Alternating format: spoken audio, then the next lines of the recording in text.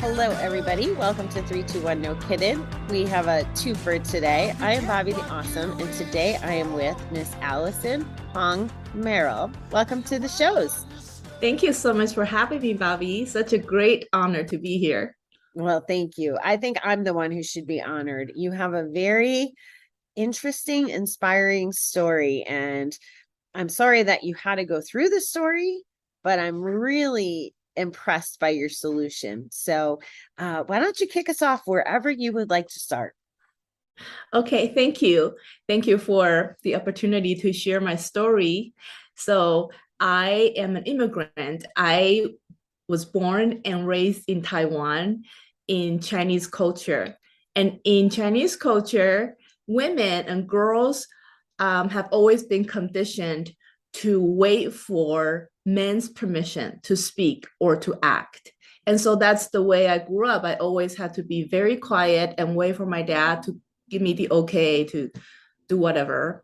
And another example is, say, if we had house guests come to our house, my father would send me and my sisters upstairs to the second floor where we had to do homework. Even though we had no homework to do, we had to go upstairs to do homework.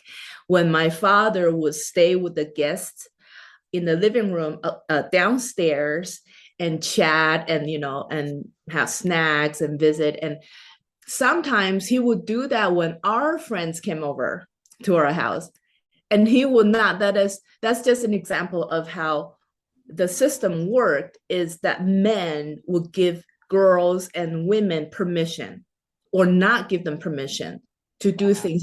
And now I think back, I'm like, why would that be okay? Why was that okay?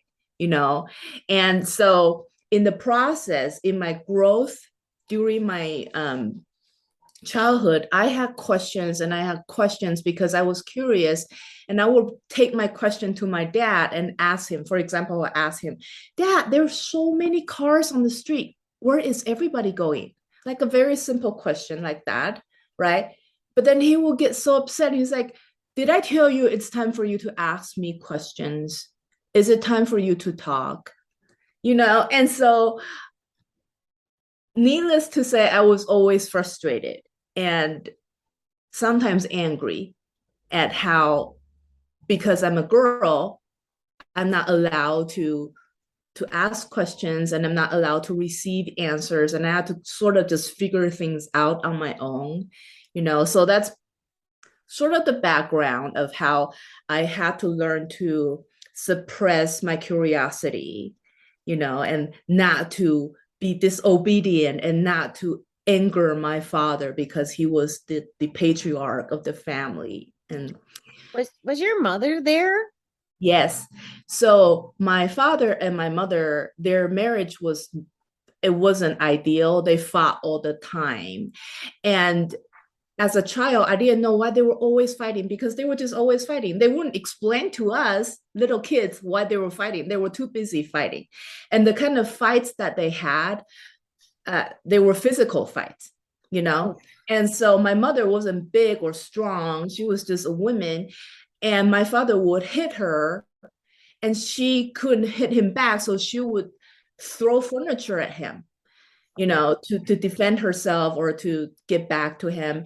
And so every time they fought, which was all the time, our house will be turned into a battlefield, literally. And then my mother will always be the one after the fight to leave the house. She would leave. And now I think back, I remember she had a suitcase that was packed. She was always ready to leave my father because he would beat her so badly that she would get hurt, and she would just go back to her parents' house, to my grandparents' house, and then she would be gone for days or weeks, not come back. And so with that pattern, my mother was always gone and then back, gone and back. There wasn't really a mother figure in my life per se, because when she and my father had a fight and she left, my sisters and I, we were just left to fend for ourselves, even though my dad would not beat us the way that he beat my mother. But the way that he treated women and girls, it was just that he thought it was okay. He thought that was normal. He thought that was what a Chinese man could do. And Did so, your How come your mother didn't take you? Would she have gotten in more trouble with him if she took you? Was that against the rules too?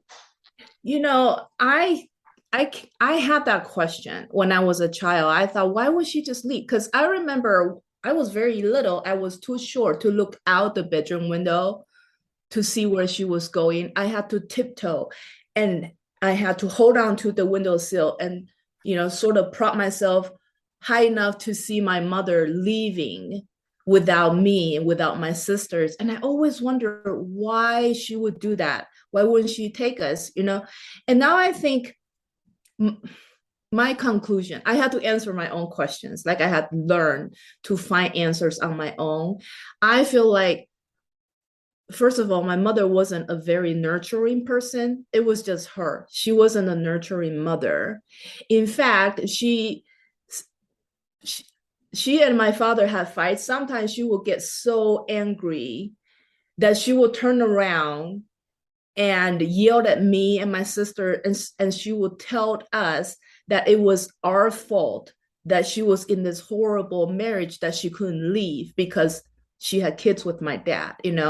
And so, and then she would say things like, well, I wish I had choked you to death. I wish I had suffocated you to death when you were little babies, so I wouldn't have to be right here, right now, living with this man. And so in my mind, and my mother passed away when I was 24 years old. And so that had been a long time. And I never really had a chance to ask her why she would say hurtful things like that to us, to me and my sisters when we were little. And she would say things like, it's all your fault. And that's not a good thing to say to your kids, even if that's how you feel. You just don't. It's very, very hurtful. And so I feel, well, I was responsible for my mother's misery, but how do I end this? I don't know. I don't even know how I got her into this. And so she wasn't really nurturing. She wasn't kind. And I have compassion on her because I'm a mother now myself. And I can see how if a woman like my mother were in a very, very bad marriage and she felt trapped, that she couldn't leave, and the culture and the society continue to condition her to suppress her desires, to suppress her wish to be happy, then obviously or naturally it would just make you go, I don't know, your mind will not be in the right place. You And bring up, I'm sorry, you bring up a really good point about why I thought this was important to share you with my audience that follows for addiction, right? For 321. Because all the stuff you're talking about, the suppression, denial, maybe like the trying to escape, all of that is what people in addiction do.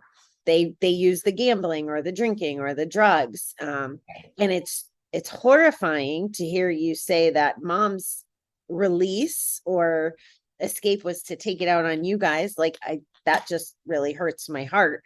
But I just wanted to call that out for my audience because it's such a big piece. And then how you're sitting here in front of us as this beautiful woman who has so much to share with the world, and you're not in the throes of all the bad things that could have happened. So I'm excited to hear more about the steps that got you to a nice, healthy place to cope as well. So I just had to interrupt to call that out. So thank you. oh, thank you. Thank you so much, Bobby. You're so kind. Well, this is tough stuff. Like it's hopefully this doesn't cross politics, but as you were talking, what popped into my head was here in the States, we're fighting for female rights, right? Mhm. And the whole thing with Roe v. Wade and all that stuff.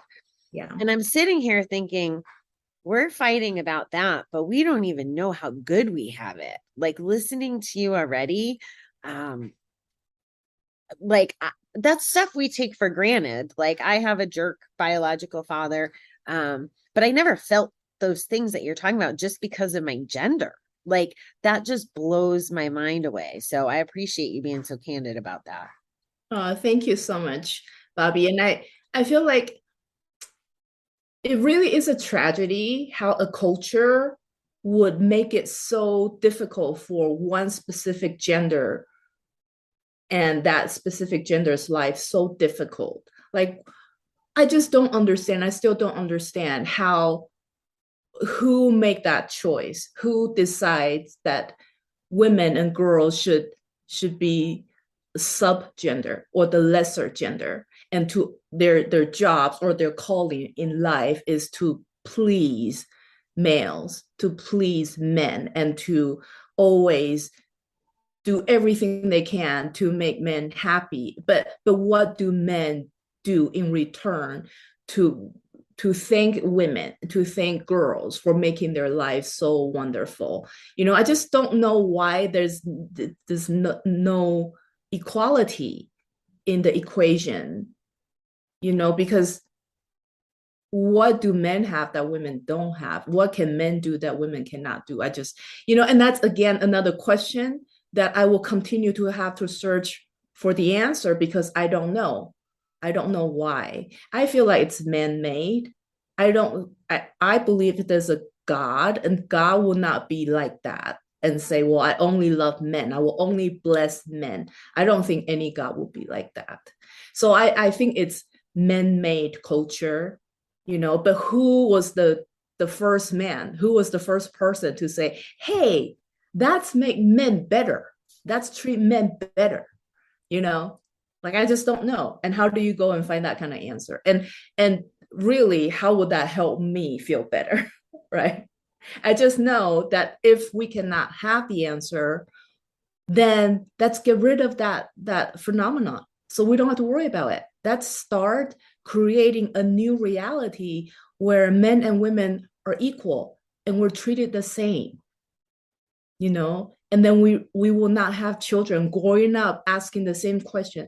Why is it that I was born a girl and so my life is forever going to be miserable? That's what I thought when I was growing up. I think, well, because I'm a girl, I don't deserve to be happy. But my boy cousins, they can be happy. They can go to the general store with grandma and grandma will buy them candy, but I can't go because I'm a girl. And that's another thing, how generational abuse starts, is they use that excuse of, "Oh, because you're a girl, you can't go and get candy with the boy cousins, you know. Yeah, It's it's yeah, absolutely crazy. And yeah. I think you brought up a really good point because as you're talking, I'm like thinking about, I don't know a ton about Chinese culture. I really don't. I did spend time with someone recently who taught me a little about Falun Dafa, which is the only religious any understanding I have at all. And I don't think that that's across all Chinese folks. I think it's integrated. Anyway, I learned a little about that, but my brain kept going, okay, it must be history. It must have something to do, like history or religion were the two things that kept popping in my head. But what was more important than what was going on in my head was you saying, doesn't matter where it comes from. We don't need to know the answer. We need to fix it and we need to make it better for the girls today. Right, exactly right. So if it's a Chinese or is it Taiwanese? Is that how I would say it? Yeah. Taiwanese.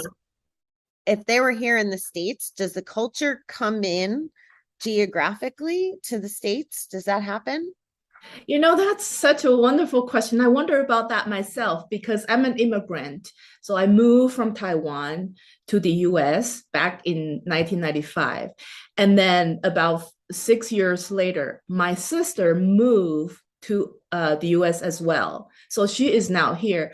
But my life as an immigrant in America is so different than my sister's immigration experience, because when my sister moved to America, she moved the entire island of Taiwan with her, meaning she brought the food, she brought the music, she brought literature, she brought her habit, she brought her friends. Um, what I'm saying? Like, she brought her entire life that she had established in Taiwan for the first 20 years of her life, she brought all of it with her to America. So when she is in America, like right now, she eats Chinese food and she hangs out with Chinese friends and she speaks Chinese with her children.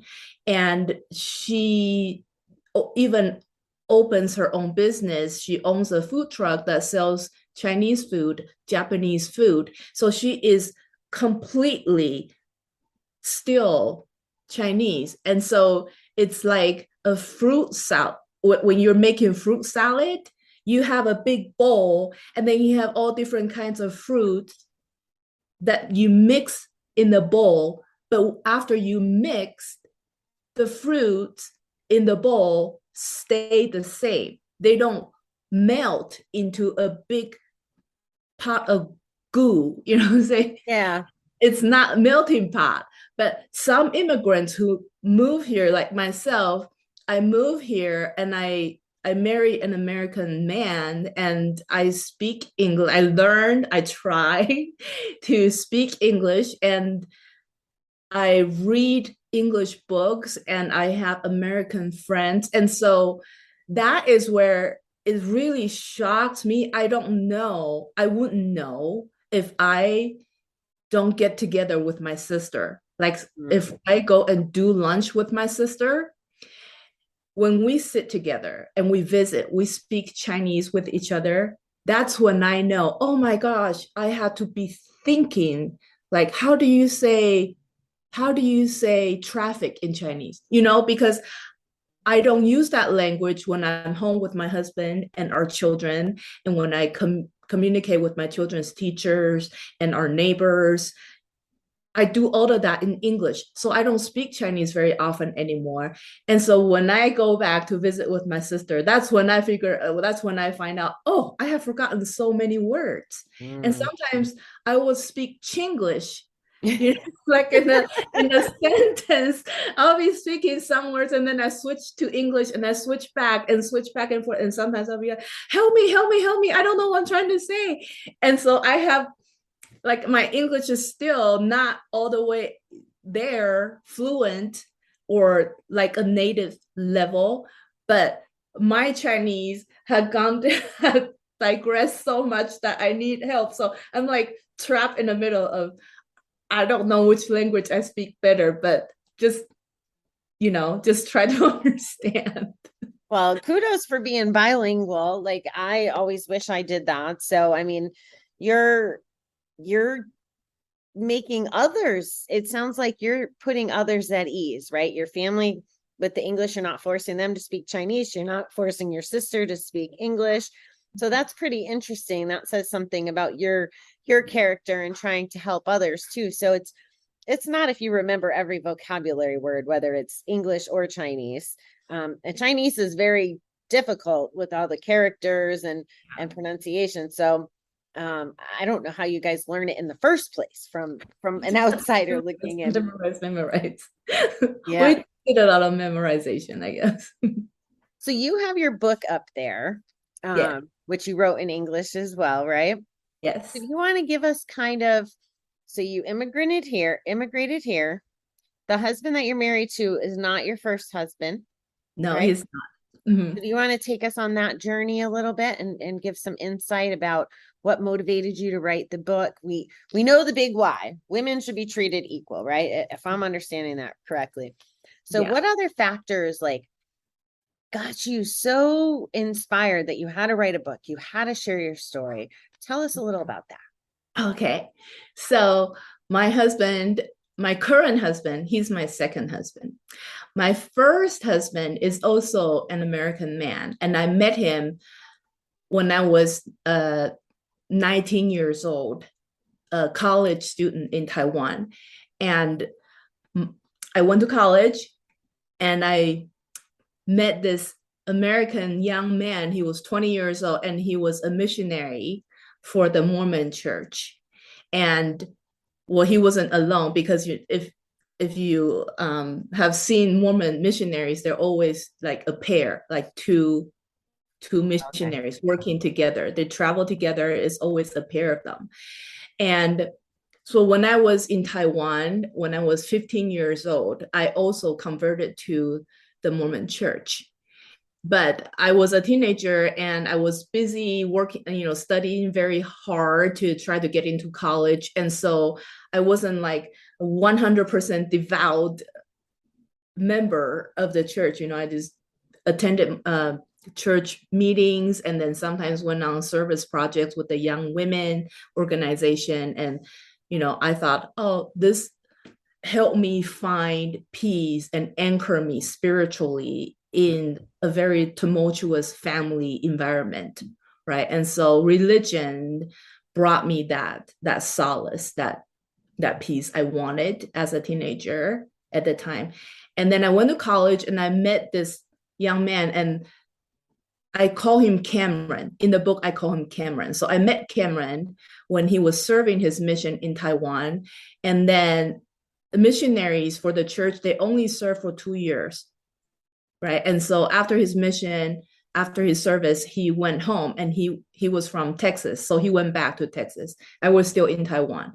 And then I decided to, when I turned 21, so 2 years later, when I turned 21, I decided to drop out of college to serve a mission too, to be a full-time missionary. And my dad was so angry because, remember, he was the patriarch of the family. And he also had this drinking problem. My father was addicted to drinking. Mm. It was alcoholic. And so he had a lot of drinking buddies, his friends, that they would get together after work and they would just drink all night and they would, just passed out. Anyway, my father really enjoyed taking me to his drinking parties to show me off to his buddies, because in Taiwan back in the 1980s, 1990s, it was very, very difficult to get into college. You had to be the top 20% in the nation, right? You had to pass this entrance exam and you had to be the top 20% in the entire nation to go to college. And so it was very, very hard to get into college. So when I went to college, my dad was really proud, even though he never said he was proud. But the way he showed his pride was to take me to his drinking parties, and I would just sit there doing nothing, just watch him drink with his buddies, and he would be like, oh, my dog. He will call me his dog because I'm not a human.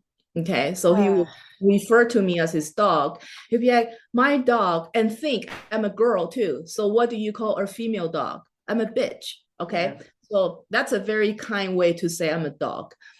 But he called me a bitch. Oh, this bitch, my bitch, is in college. Can you guys believe I have a bitch going to college? Like, and everybody would just worship him for having raised a daughter.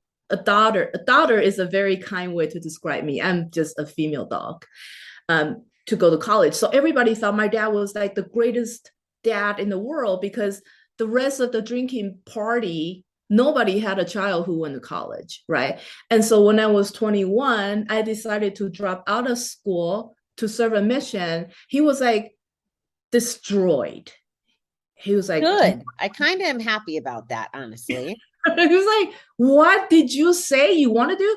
And I said, yeah, I already did. I already dropped out of school. I'm going to go serve a mission. And he's like, you're an idiot. Why would you do that? Now, how am I going to talk to my buddies? How am I going to tell them what you did? You're such an idiot. You're going to make me lose face. And people are going to think I'm an idiot too, because you're an idiot. And so he was so upset that he kicked me out of his house, right? And he shut the door in my face and said, don't ever come back. Go and serve your white God. Go and, you're just an idiot. And so that was Chinese New Year's Eve, right? And so nobody was on the street because everybody went home to be with their families. And they were having all these family reunion dinner. That's what it's called in Chinese, is they're sitting together with their families having this reunion dinner, and nobody was on the street. So he kicked me out of the street to the street and told me to never go home. And so now I'm like, okay, what do I do? It was raining outside. It was really cold, right? Chinese New Year, February. It was like winter. And so this is back in the 1990s, and there were still payphones. So I walk up and down the street looking for forgotten change in payphone, the change slots. So I have to go and look for all these slots, looking for change to hopefully get enough money to, I don't know, go on the next, what was my next move was going to be. But in that moment, I decided, you know what, I'm going to stop letting men tell me what to do. If I want to serve a mission, how is that a bad thing? How am I being treated so badly because I want to do a good thing, you know? And so that was the moment when I decided I'm going to give myself permission to do what I think is right, to do what I think is good for me, right? And so I went out to serve a mission with the help of the bishop in the church and the help of church members. And after my mission, I could not go back to school because I dropped out, and I could not go home because my dad kicked me out of the house. And so remember Cameron, this missionary I met 2 years, 3 years earlier when I was still in college. We stay in touch through snail mail. This is back in the early 90s. There was no email. And so we wrote to each other, and he knew the situation, my situation. So when I finished my mission, he flew to Taiwan from Texas to visit me. But really, he went to Taiwan with an engagement ring, and he proposed to me. And so we became engaged, and he brought me over to America. So I came to America, and I had applied to transfer from the college in Taiwan to the same university in Texas where he was attending at the time. And I got in. And so we went to the same school. But 16 months into our marriage, Cameron and I, we got married. 16 months into our marriage, one night, I went home to our apartment in Texas, right? And I went home, and I was shocked to discover that he had moved out. He moved everything out. There was no furniture left in the apartment, and there was no, like, he cut off all the utilities. So when I turned on the light switch, the lights did not come on. And so I had to feel my way into the apartment, and there was nothing left in the apartment. Right. So I panicked. I'm like, what's going on? So then I discovered the next day I received the divorce papers. Right. And so the thing is, when he moved out, he also went to the bank and took all the money away with him. So I had no money, and I had no family, and I had no friends, and I couldn't really speak English at the time. My English was like a 3-year-old level, but I could write, I could read and write. I just could not speak. I couldn't really verbally communicate with people. And so I'm like, oh my gosh, I'm homeless again. Because, years earlier, when my dad kicked me out of the house, I was on the street. I was homeless that one time. And then now in Texas, I was homeless again. And I thought, this, like, people say that lightning will not strike you twice. It's not true. It's like struck me twice. And so I'm like, what do I do? What do I do? And then I was back in that same moment where I thought, okay, I have options, I have choices, I can make choices, even though I have no money, I have no family, and I have nothing, really, I have nothing, but I have choices. So I decided to really, really, really be seriously thinking about what would help me to get to where I want to be, because I did not want to be in that place where I was helpless and hopeless. I didn't want to be there. And in order for me to go to a better place, I had to make better choices. So I thought, okay, I'll make one right choice at a time. And the first choice I'm going to make is to take care of myself. And how am I going to do that? I'm going to go ask for help.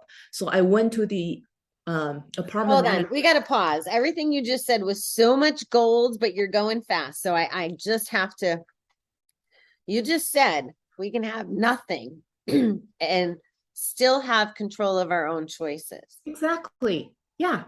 And then I think I heard you say you were going to make the choices, and the first one was to take care of yourself. Yes. Okay. I needed to repeat that because that was not a point we want to blow over. That's for every entrepreneur, every person involved in addiction, every person, as a human being needs to understand what you just said.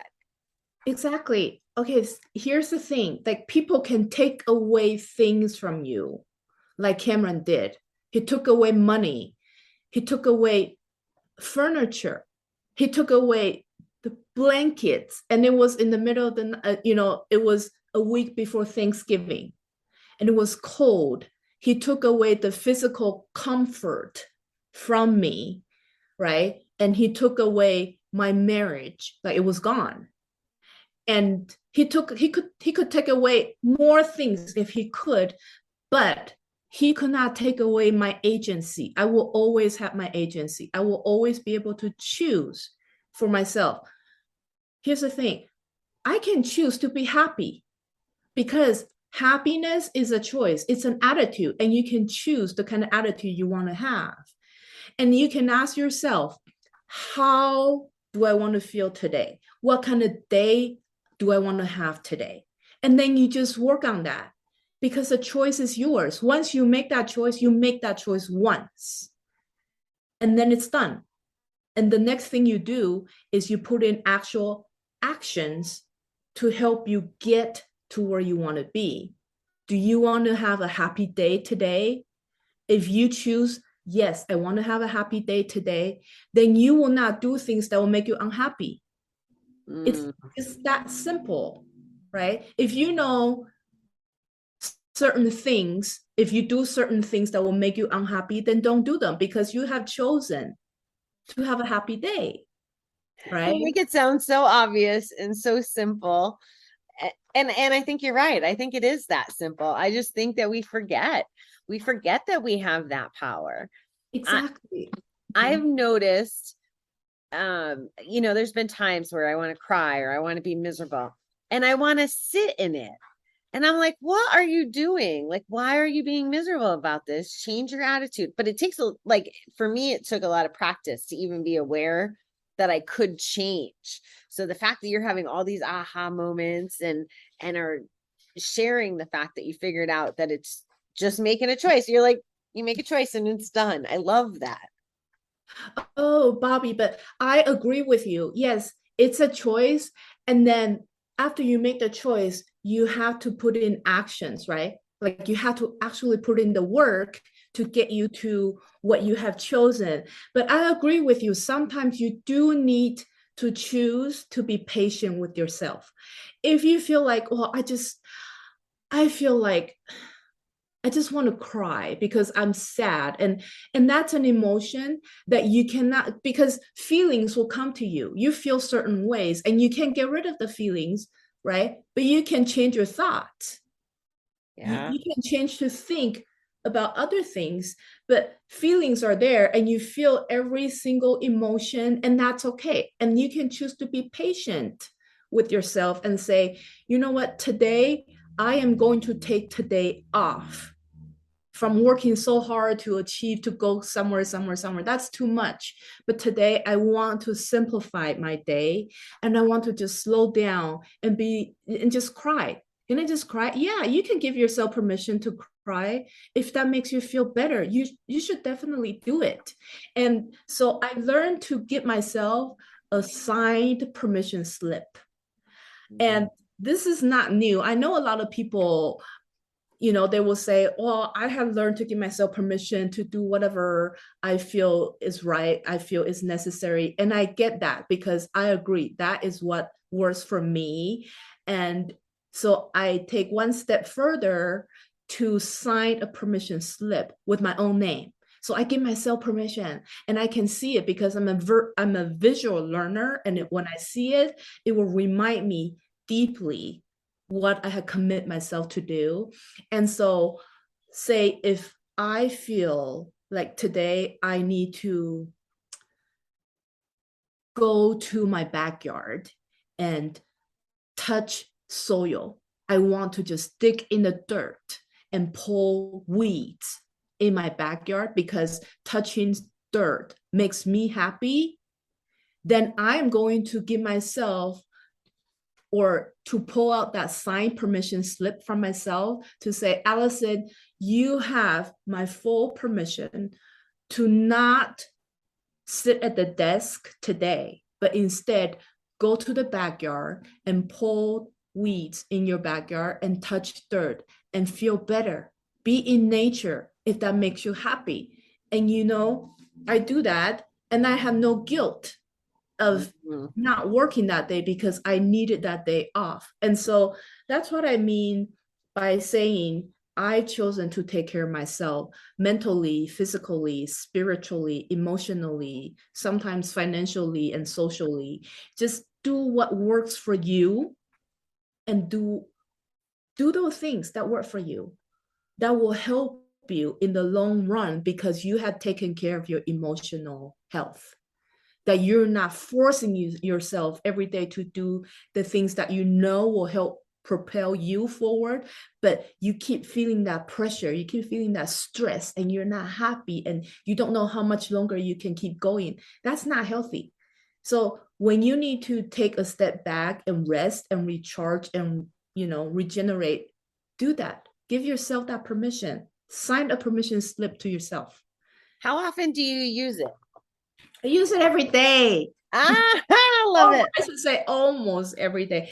I have it on my desk and I'll look at it and I'll be like, okay, today I'm going to give myself permission to take a whole hour off. It doesn't matter what time during the day. I'm going to have 1 hour off where I just sit there, right? And I can just stare out of the window because I don't know why it's relaxing to me. And I just look out the window and I live on a busy street. And so when I look out the window, I see cars going, up and down the hill. And then I feel like I'm transferred back to my childhood when I was a little girl and we had no toys and no books and no entertainment at home.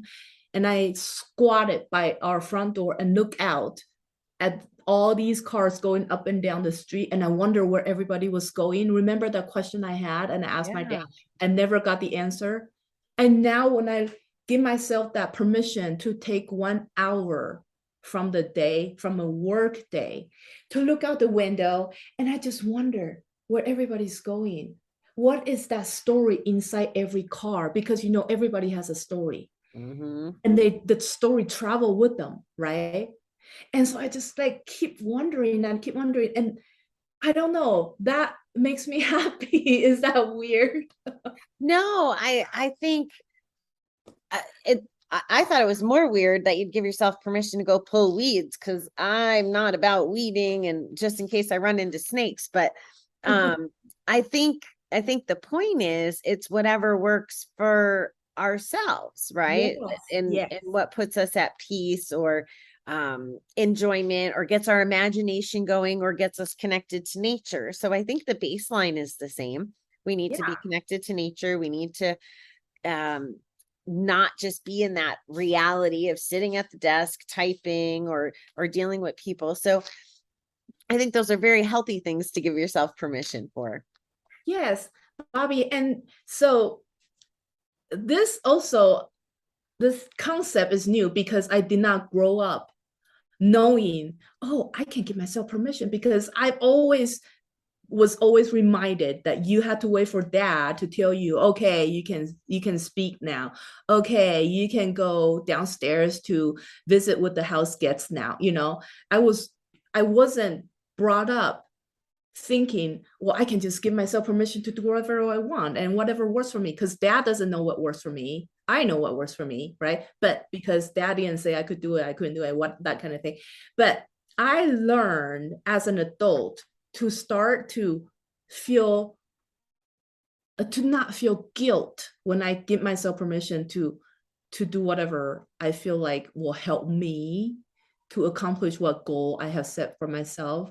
And one thing I did, and I write about this in my book, 99 Fire Hoops, is that I broke the cultural expectation and the societal expectation of women always have to be quiet, like just wait very silently for men to give them permissions, right? So after my divorce from Cameron, I moved to Utah and I met this young man who is my current husband. I broke the social and cultural expectation of asking him out first because Ooh, I saw him and I knew I could feel, you know how you fall in love, right?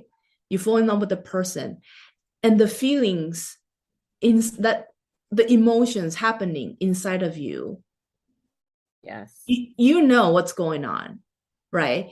And when I saw my husband at the time, it was just this young man and I didn't know his name, and I was I was burning. There was a furnace inside of me that got turned on. And so I was like, oh my gosh, how am I going to stop this fire? There's a blaze, there's a flame inside of me. And I just really, really desire to be close to him, to get to know him. You know, I can't explain why. I guess that's just love or lust. I don't know. And so, but my culture had been conditioning me. Oh, I had to wait for him to come and pursue me. If he never approached me, then it's over. There's no hope, right? That Mm. was my old conditioning from my culture. And then I thought, well, but I'm not in Taiwan anymore. Right? And I don't have to live that culture. I don't have to. I don't have to. I don't have to have that.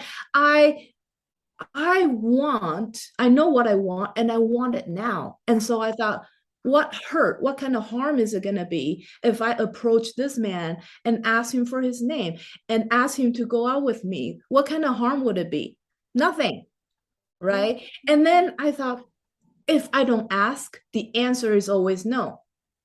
And I don't want the answer to be no. I want all the answers between him and me to be yes. I want a lot of yeses between him and me. So I went to him and I asked him to go out with me to see Titanic. And this was back in 1997, 98, right? January of 1998. At the time, the movie Titanic was like, if you haven't heard of it, do you live in a cave? That was like the most popular movie that year. And so I asked him if he would like to go see that movie with me. And he was like, oh, of course. So we went on our first date because I asked him. And now I think back, I feel like if I hadn't had done that, there would have been no marriage between us. I would just continue to be miserable because I would desire him so badly, but could not have him.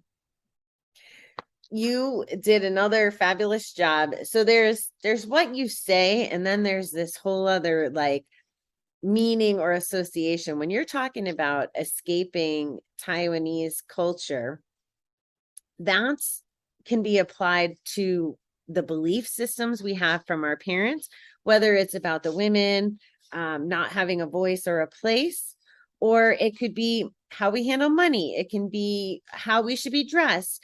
There's all these things, all these beliefs that get put on us.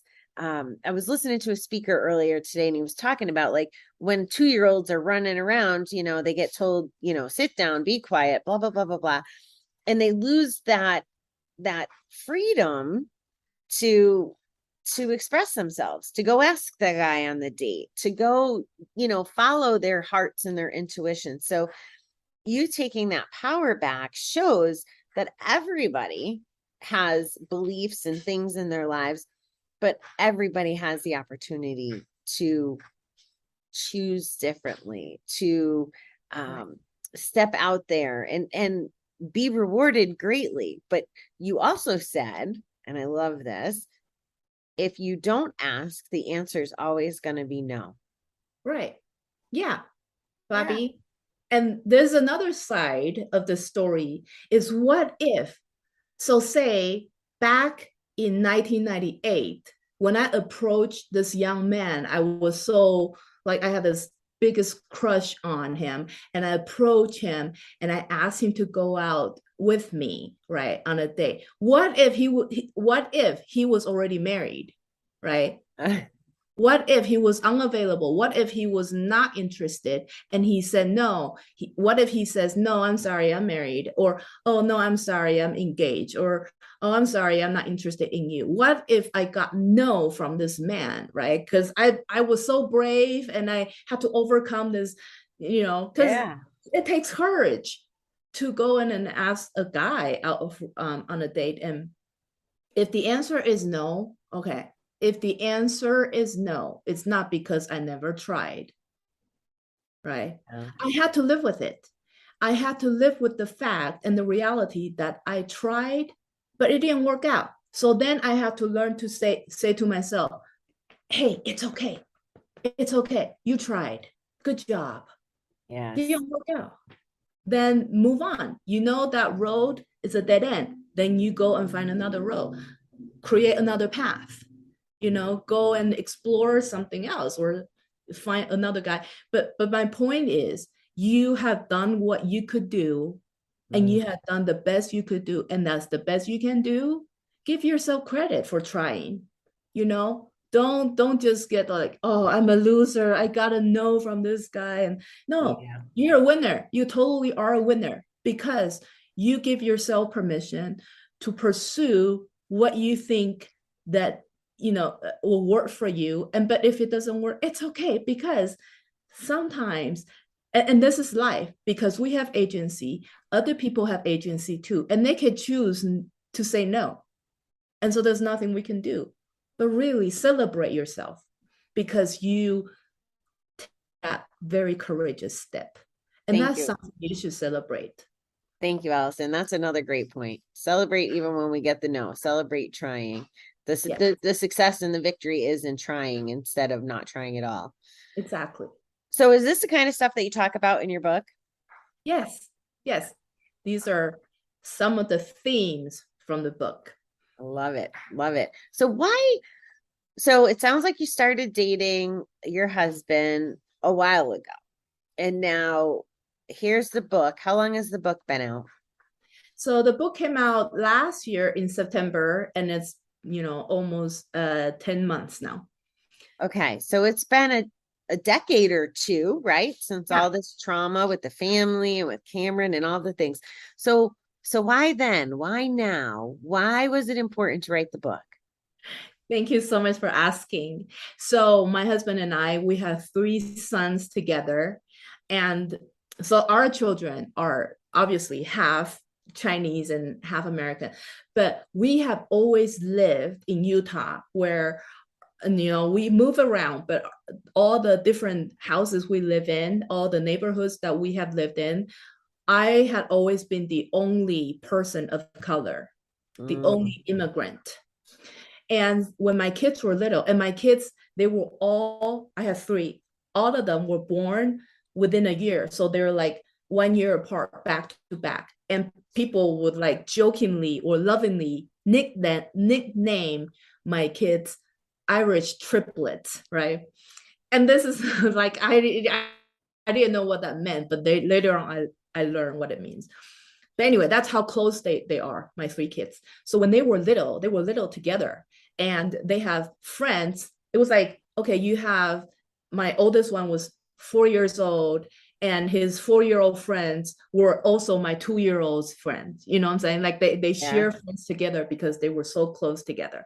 And so when they went out to play with neighbors, the neighborhood kids, they were out together. Like they will be gone together. And then when they came back, they just came back. And with all the reports, or they would tell me, mom, guess what? We went to our friend's Dave's house, and Dave, we did this and this and this. And one day they came back and they said, Mom, guess what? I'm like, okay, what? Tell me. And they said, Dave's mom is so awesome. You have no idea. I'm like, oh, okay, I know Dave's mom, Mary. Why is she awesome? And so my kid said, because Dave's mom, she speaks English, like real English. not the kind of English that you speak. I was like, oh, that's so funny because I had this accent, right? And my kids noticed. They were very little, but they noticed that I speak with an accent, right? And so they said, and also Dave's mom would like they eat sandwiches for lunch. That's so cool. At home, we eat like chicken feet. We eat pig intestine. We eat, all these weird Chinese food. But my kids were like, oh, but they have Wonder Bread for sandwiches, and they have like Capri Sun. And they're so cool. I love going to Dave's house. And so I was like, okay, that's funny. And whatever. And then my kids started kindergarten, right? So I went to kindergarten and I would go and volunteer in their class.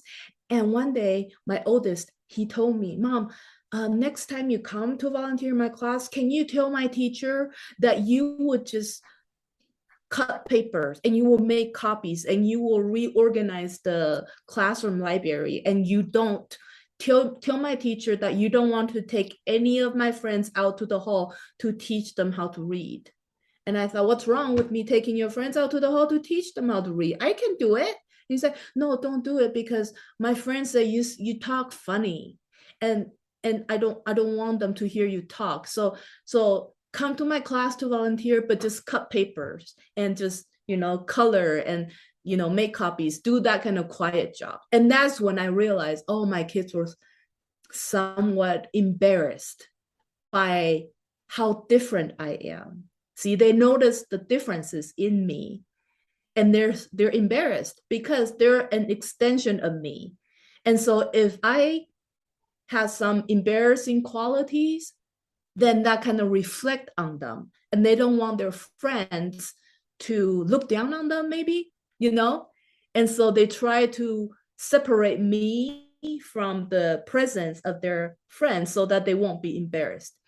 So then it got me thinking. I thought, well, here's the thing. I can never change the fact that I am Chinese and the fact that I will have this accent. I can try very, very hard, but I will never be able to speak like a native, like you, Bobby, you know? And, but if my children cannot accept that, then they will have a hard time accepting who they are, because 50% of them is me.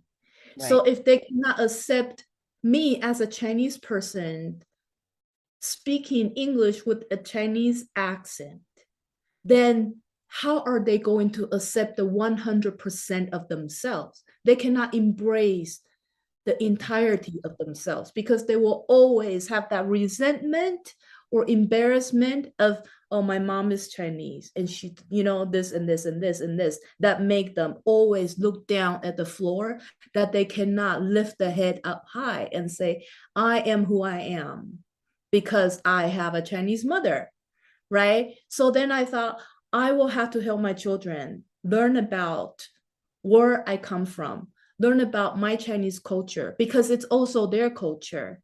And so I thought I will write a book to help them know about me, about my culture, about the journey I have taken to get to where I am today. And I'm still on this journey. I'm still trying. I'm still working very hard to be the best I can be so they can be proud of me. And in turn, they can be proud of themselves. And so that was originally the motivation to write this book. It's like a legacy project. Yeah. Right. But then I found out during my writing process, it helped my sister's children too, because my sister, who also lives in America, she has children. All of them were born here in America. They never been back to Taiwan. They face the same challenge. And it's even more challenging for my sister because my sister doesn't speak English. Yeah.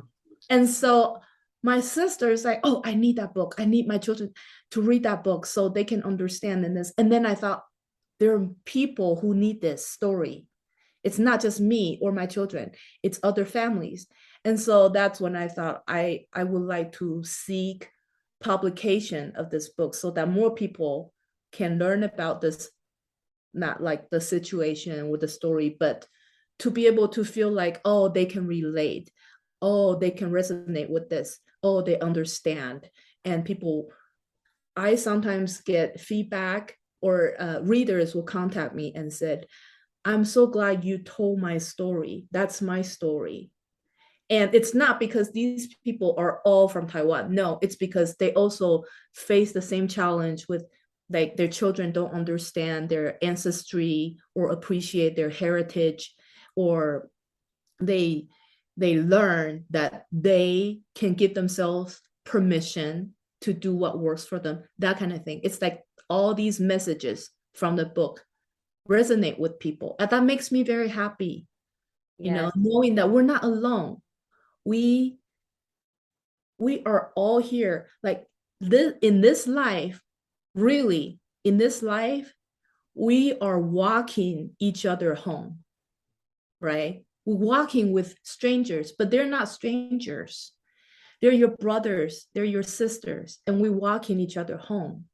And where's that home? It's the end of the life, where people go next after death. We don't know where that is, but we know there's a place where people go after death. But in this life, before we reach that home, we are here for one another. We're walking with these people. And I think through story, we made that connection, that emotional connection. And people need that, because nobody should be alone. So it's not just for Asian American children. It could be applicable to any immigrant child or anybody that's different, if I'm hearing you right, Yes. or thinks they're different, because really your kids aren't different. It sounds like it's just the environment that they're dropped in. They're just not seeing others, like I can remember there was 2 Black people in my grade school, and that was it. Yeah. And it wasn't until later in life that I'm like, oh my God, they must have been so scared and so uncomfortable. I mean, we're talking 40 years ago. I just thought they were different. I didn't know the difference, right? Right. But they really weren't different. It was just the town they were lived in. I move a town over, and then I'm one of 2, or like I'm the smaller population. Right. But to think about, as you were talking about your kids, like to feel not accepting of your whole self has to be pretty, I don't know, sad. Like that's your Yeah. ideals, even though nothing specific happened to create those ideals. So I Yeah. love the context of the book. Yeah. Thank you. That's awesome. So where can people find it? We're getting close on time. So where can people find your book? And like you said, you have people reaching out. So I don't know if you have social or how you like to put yourself out there. Yeah, so my book is available wherever books are sold. So if you go to Amazon, if you go to Barnes and Noble, if you go to bookshop.org, it's there everywhere, wherever you buy books. And I have a website. It's my name, AllisonHongMerill.com. And if you visit my website and there's a contact page, you can, if that's how you would like to contact me, you can contact me through my website, the contact form, or I'm also on social media, and all the social media links are on my website too. You can find them. Perfect. Well, Allison, I really appreciate you sharing your story. You have this amazing energy of just positivity, and I really am grateful that you joined us today. Oh my gosh, Bobby, I feel the same way about you. I love how you have that energy, that love and kindness, that you just share your light with the world so freely. I am so grateful that you share your light with me. Thank you. Thank you so much.